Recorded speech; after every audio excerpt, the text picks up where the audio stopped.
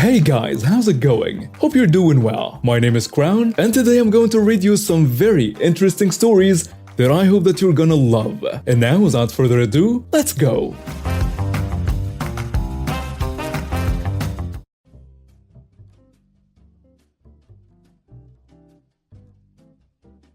This happened in early December last year. I'm driving home from school one afternoon and I accidentally cut off a lady in a big Suburban. I quickly got back into my original lane and waved an apology after she honked at me. I was a bit tired, so I missed her in my blind spot. I thought that would be the end of it, but boy was I wrong. My one careless move triggered a series of road rage incidents from her that I never thought anyone would be capable of resorting to. First, this woman speeds around me and aggressively cuts me off and brake checks me very hard. Mind you, the speed limit was 45 miles per hour, and I was already doing 50. She had to be passing me at no less than 70. I gave her some room in case she brake checked me again, which she did, bringing our whole lane down to 50 miles per hour, all while flipping me off outside her window. I have a dash cam, so even if I hit her, I could have taken the insurance payout.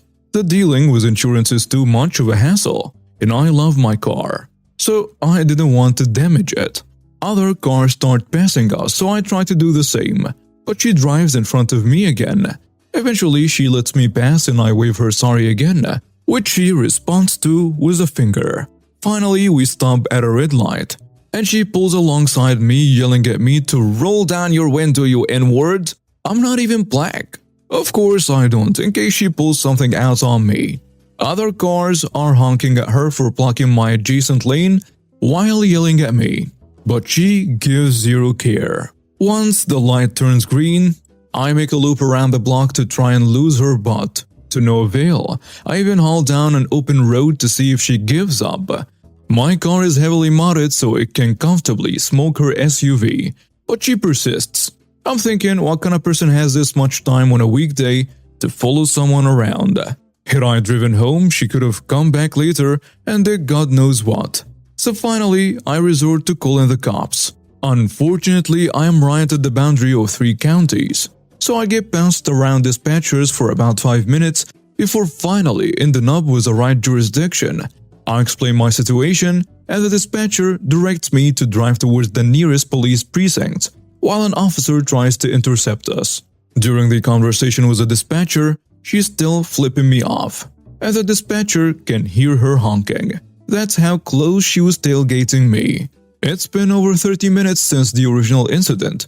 Seriously, who has this much time?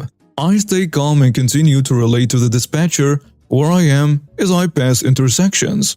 Finally, after what felt like an eternity, I saw a Dodge Charger speeding up behind us. I couldn't tell if it was a patrol car, as it appeared to be an undercover vehicle. No blues and reds yet, so I confirmed with the dispatcher if there was an officer behind us. It was. Once I saw the lights come on, I pulled over and she promptly followed. As I parked in some church lot, this jerk dove out of her car, and only then she noticed the Christmas tree of lights behind us. The look on her face was priceless.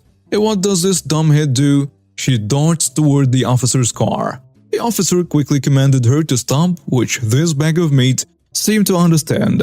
Not long after, his corporal and another officer arrived. Now I'm still sitting in my car waiting for the officer to come to me.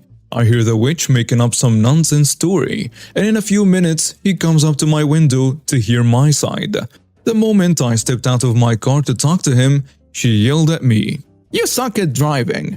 This was retaliated by the officer yelling at the woman. I told him my side, then about all the brake checking and racial slurs, and she obviously denied it. The instant when I mentioned that it was all on dashcam, her face went pale. The officer saw all the brake checks, excessive speed, and tailgating once I pulled up the footage on my phone, and he then asked me if I wanted to press charges. Of course I did. They searched her SUV and found an unregistered Glock underneath the driver's seat, and a tiny bag of weed, which isn't legal in my state. This woman got arrested for reckless driving, endangerment, possession of marijuana, and a couple of other things. I was just told to drive carefully with no ticket. Before I go into why this specific nurse in my psychiatric hospital deserved the googly eyes, I should mention that this woman is an exception and the people working in psych hospitals are generally great people. Psych hospitals, at least in countries with well-funded healthcare, are a great resource to get better. 3 years ago, I, female 24 at the time, spent a total of 12 weeks in a psychiatric hospital for severe depression and PTSD. On my second day during a group feedback session, a patient asked for a window to be opened. A nurse, the wrinkle, named after the prominent scowl wrinkle between her eyebrows and the fact that her name rhymed, responded, "Are you dumb? It's February." I immediately hated her. She also regularly made patients cry, insulted them, yelled at them for small mistakes, made up random rules like no TV during meals, even if everyone wanted to watch. Worst of all, sent away patients with serious problems if they disturbed her meals. She yelled at me and others while I had a panic attack because she was busy with her dinner. Sorry if I interrupted you with your job. We reported her multiple times, but the hospital couldn't do anything because she had a fixed contract and they already had a staffing shortage. With the complaints not working, even her ignoring patient emergencies not having any consequences, and us being unable to do anything bad was at risk of losing our treatment spots, we were left with petty revenge. So a patient friend, male 26, and I bought a large pack of googly eye stickers. We started putting googly eyes on a rule paper with random new made-up rules only applicable during her shift that she hung on the office door. Then on her photo, which hung in a lobby, was all the other employee photos.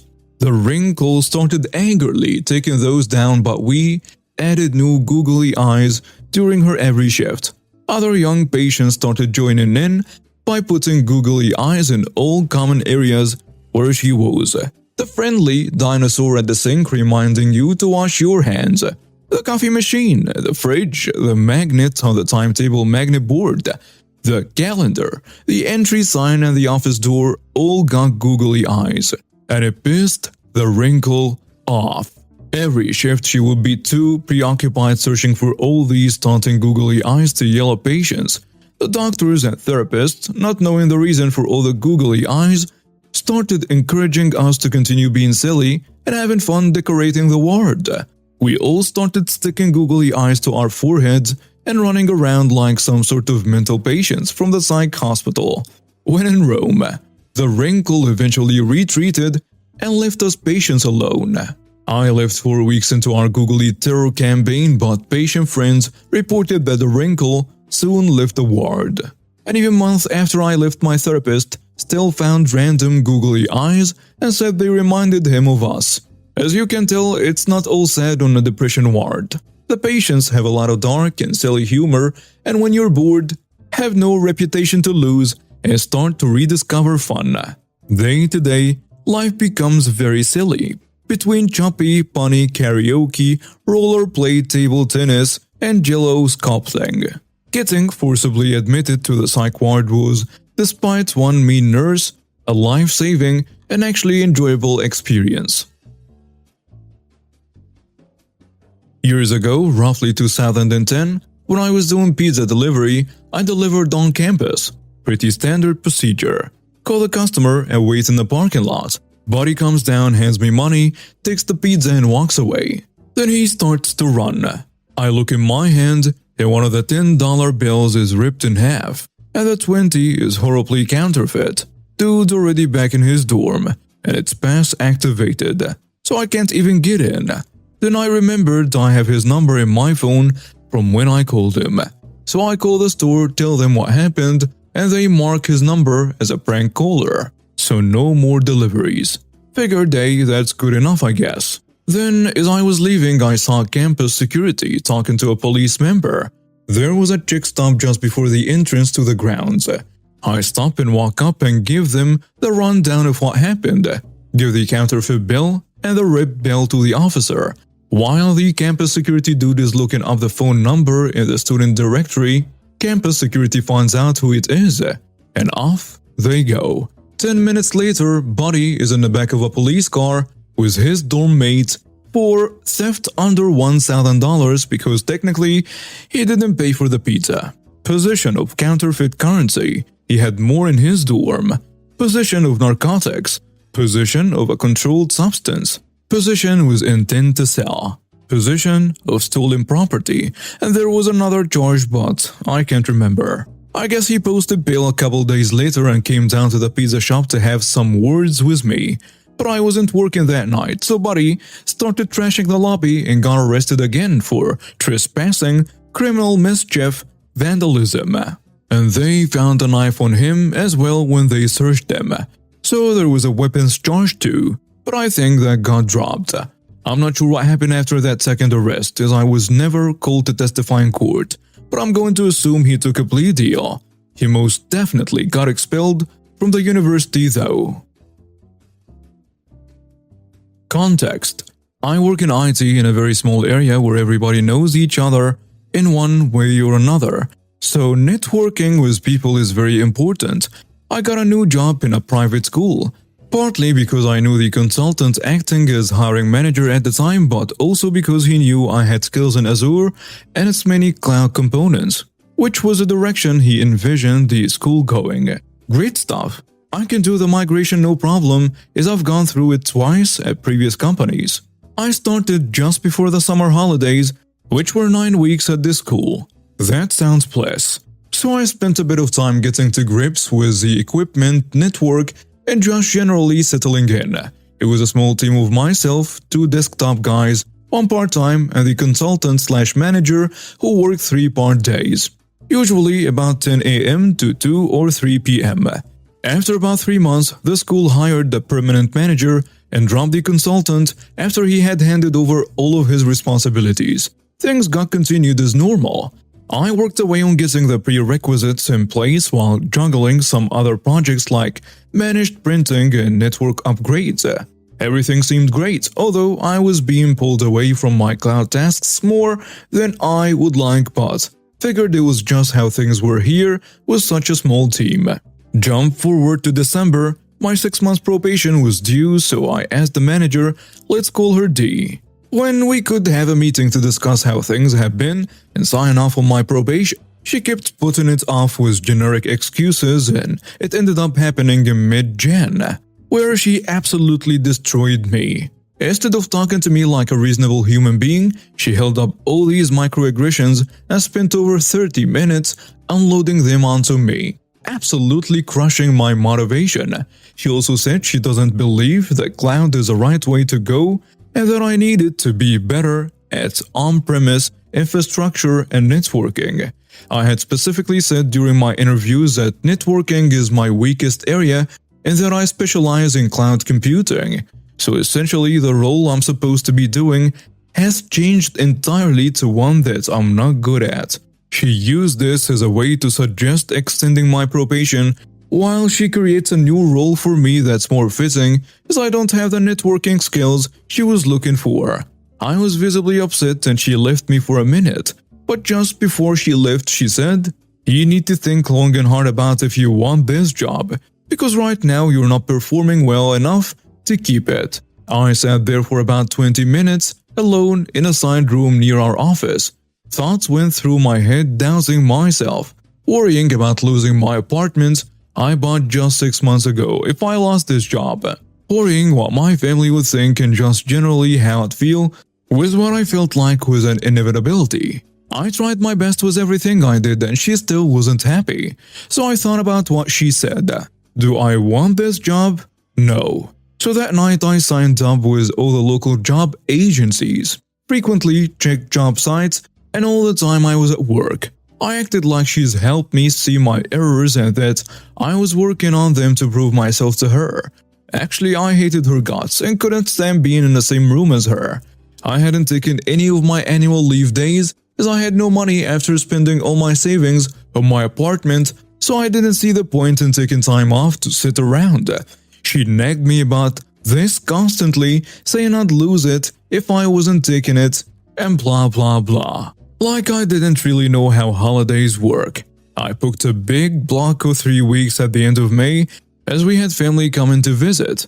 This is relevant later. About 2 months later, I booked a couple days holiday to attend an interview. Obviously, I just told her I fancied the long weekend.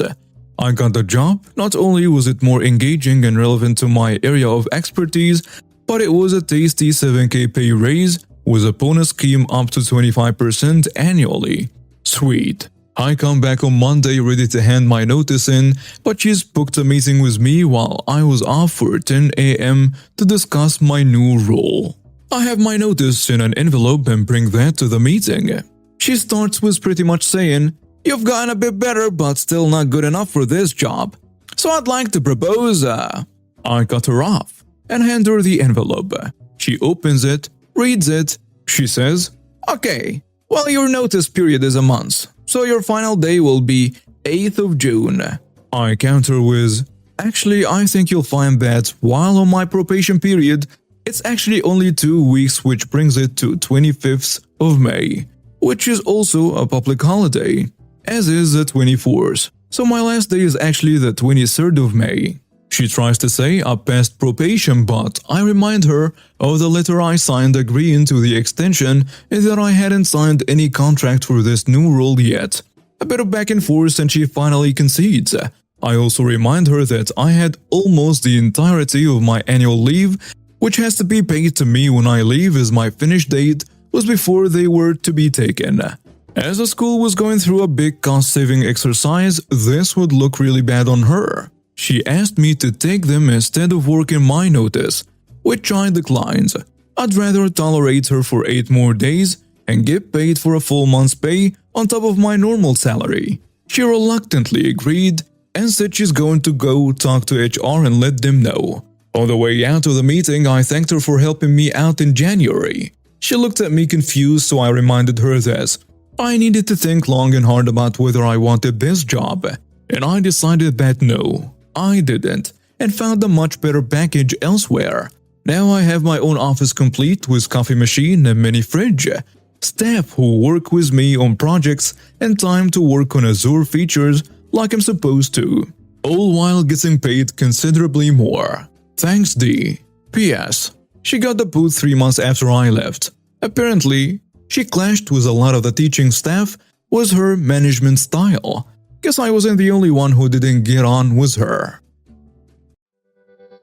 And now we have reached the end of today's stories. Thank you for watching and see you next time.